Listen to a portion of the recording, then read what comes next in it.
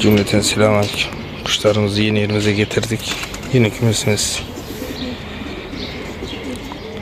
Bunlar damızlıklar, bunlar bantlılar. Makaslılar, bantladım yine de.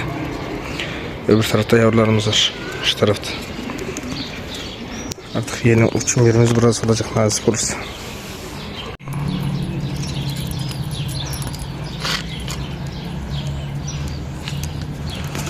Bunlar böyle alışacak gayrı. Vallahi. O tarafa gitmesin ama. Onu oradan indirme sen. Yavaş ol. Erkeğin kanatları açık bak. İndir lan, arkadan geç öbür taraftan. Yürü lan, korkma. Damızlıklarımız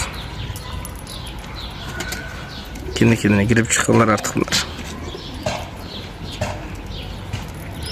Bir süre böyle video.